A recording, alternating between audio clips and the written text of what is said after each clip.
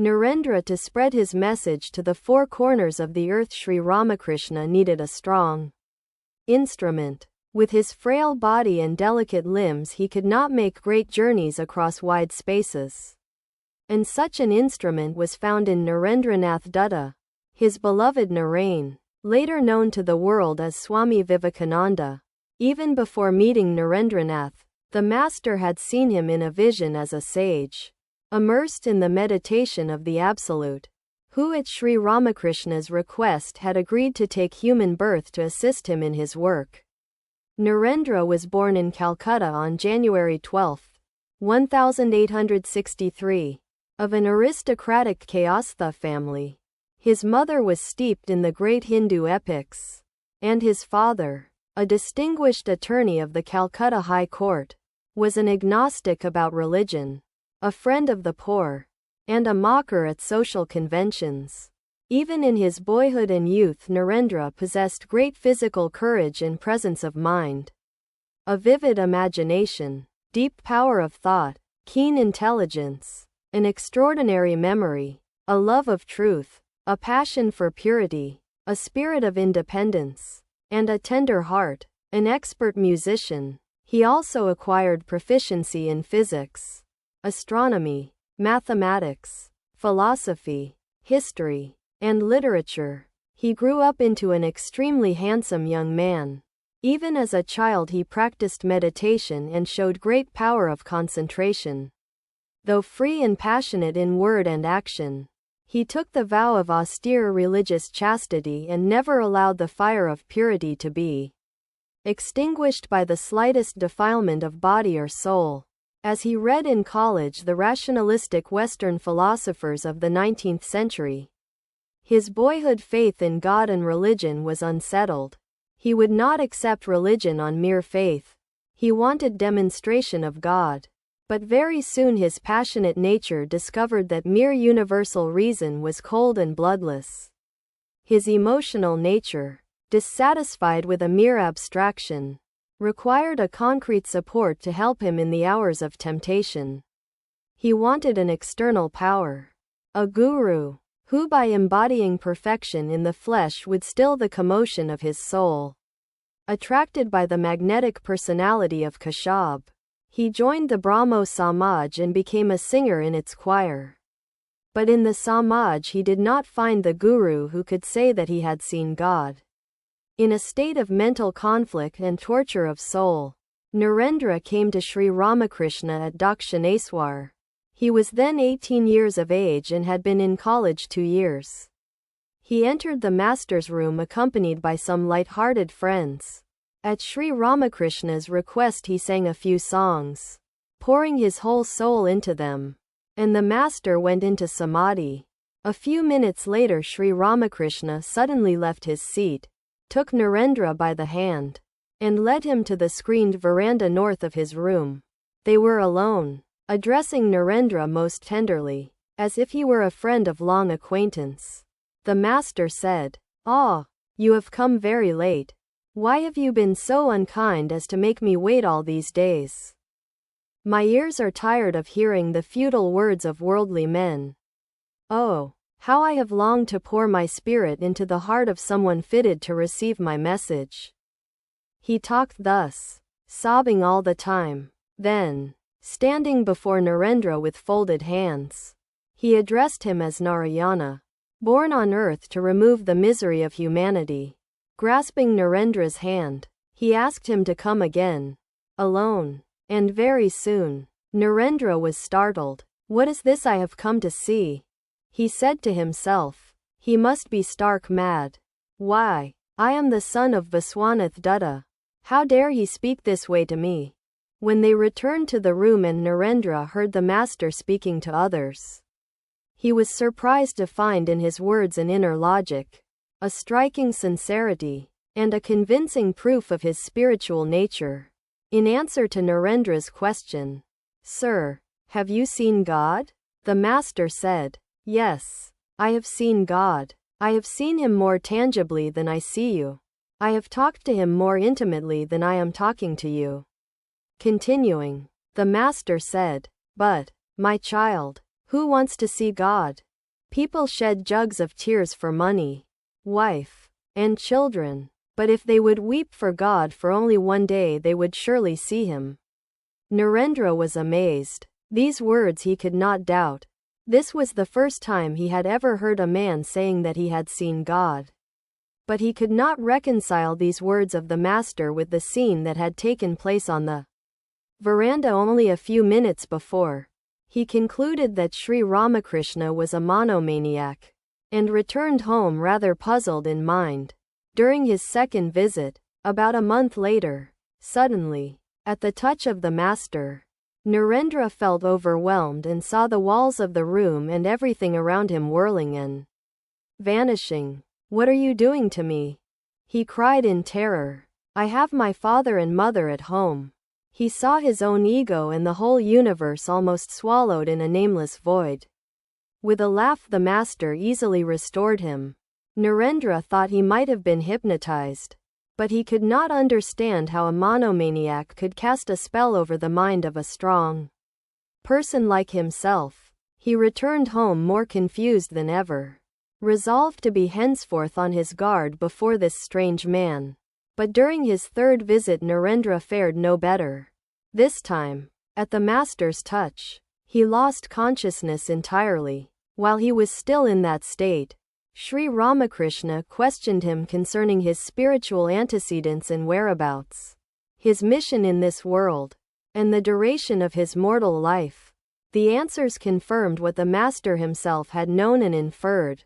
Among other things, he came to know that Narendra was a sage who had already attained perfection, and that the day he learned his real nature he would give up his body in yoga.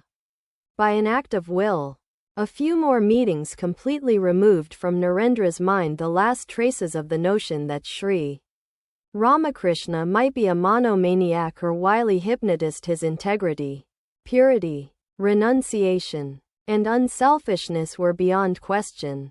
But Narendra could not accept a man, an imperfect mortal, as his guru, as a member of the Brahmo Samaj. He could not believe that a human intermediary was necessary between man and God. Moreover, he openly laughed at Sri Ramakrishna's visions as hallucinations. Yet in the secret chamber of his heart he bore a great love for the Master. Sri Ramakrishna was grateful to the Divine Mother for sending him one who doubted his own realizations. Often he asked Narendra to test him as the money changers test their coins. He laughed at Narendra's biting criticism of his spiritual experiences and samadhi. When at times Narendra's sharp words distressed him, the Divine Mother herself would console him, saying, "Why do you listen to him? In a few days he will believe your every word." He could hardly bear Narendra's absences. Often he would weep bitterly for the sight of him. Sometimes Narendra would find the Master's love embarrassing, and one day he sharply scolded him, warning him that such infatuation would soon draw him down to the level of its object. The Master was distressed and prayed to the Divine Mother. Then he said to Narendra, "You rogue, I won't listen to you anymore. Mother says that I love you because I see God in you. And the day I no longer see God in you, I shall not be able to bear even the sight of you." The Master wanted to train Narendra in the teachings of the non-dualistic Vedanta philosophy. But Narendra, because of his Brahmo upbringing, considered it wholly blasphemous to look on man as one with his Creator. One day at the temple garden he laughingly said to a friend, "How silly! This jug is God. This cup is God. Whatever we see is God. And we too are God." Nothing could be more absurd. Sri Ramakrishna came out of his room and gently touched him. Spellbound, he immediately perceived that everything in the world was indeed God. A new universe opened around him. Returning home in a dazed state, he found there too that the food, the plate, the eater himself, the people around him, were all God. When he walked in the street, he saw that the cabs, the horses, the streams of people, the buildings, were all Brahman. He could hardly go about his day's business. His parents became anxious about him and thought him ill. And when the intensity of the experience abated a little, he saw the world as a dream. Walking in the public square, he would strike his head against the iron railings to know whether they were real. It took him a number of days to recover his normal self. He had a foretaste of the great experiences yet to come and realized that the words of the Vedanta were true. At the beginning of 1884, Narendra's father suddenly died of heart failure, leaving the family in a state of utmost poverty. There were 6 or 7 mouths to feed at home. Creditors were knocking at the door. Relatives who had accepted his father's unstinted kindness now became enemies, some even bringing suit to deprive Narendra of his ancestral home. Actually starving and barefoot, Narendra searched for a job, but without success. He began to doubt whether anywhere in the world there was such a thing as unselfish sympathy. 2 rich women made evil proposals to him and promised to put an end to his distress, but he refused them with contempt. Narendra began to talk of his doubt of the very existence of God. His friends thought he had become an atheist and piously circulated gossip adducing unmentionable motives for his unbelief. His moral character was maligned. Even some of the master's disciples partly believed the gossip, and Narendra told these to their faces that only a coward believed in God through fear of suffering or hell. But he was distressed to think that Sri Ramakrishna, too, might believe these false reports. His pride revolted. He said to himself, "What does it matter? If a man's good name rests on such slender foundations, I don't care." But later on he was amazed to learn that the master had never lost faith in him. To a disciple who complained about Narendra's degradation, Sri Ramakrishna replied, "Hush, you fool. The mother has told me it can never be so. I won't look at you if you speak that way again." The moment came when Narendra's distress reached its climax. He had gone the whole day without food. As he was returning home in the evening, he could hardly lift his tired limbs. He sat down in front of a house in sheer exhaustion, too weak even to think. His mind began to wander. Then, suddenly, a divine power lifted the veil over his soul. He found the solution of the problem of the coexistence of divine justice and misery, the presence of suffering in the creation of a blissful providence. He felt bodily refreshed. His soul was bathed in peace, and he slept serenely. Narendra now realized that he had a spiritual mission to fulfill. He resolved to renounce the world, as his grandfather had renounced it, and he came to Sri Ramakrishna for his blessing. But even before he had opened his mouth, the master knew what was in his mind and wept bitterly at the thought of separation. "I know you cannot lead a worldly life," he said, "but for my sake live in the world as long as I live." One day, soon after, Narendra requested Sri Ramakrishna to pray to the Divine Mother to remove his poverty. Sri Ramakrishna bade him pray to her himself, for she would certainly listen to his prayer. Narendra entered the shrine of Kali. As he stood before the image of the mother, he beheld her as a living goddess, ready to give wisdom and liberation, unable to ask her for petty worldly things. He prayed only for knowledge and renunciation, love and liberation. The master rebuked him for his failure to ask the Divine Mother to remove his poverty and sent him back to the temple. But Narendra, standing in her presence, again forgot the purpose of his coming. Thrice he went to the temple at the bidding of the master, and thrice he returned, having forgotten in her presence why he had come.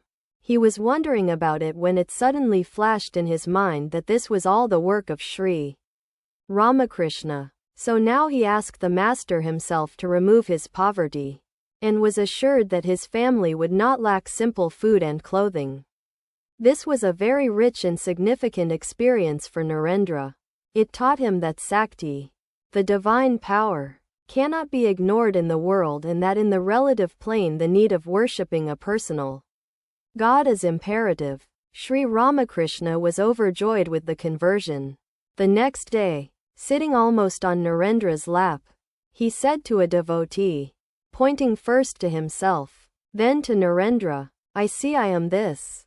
And again that. Really I feel no difference. A stick floating in the Ganges seems to divide the water. But in reality the water is one. Do you see my point? Well, whatever is the mother, isn't that so?" In later years Narendra would say, "Sri Ramakrishna was the only person who, from the time he met me, believed in me uniformly throughout. Even my mother and brothers did not. It was his unwavering trust and love for me that bound me to him forever."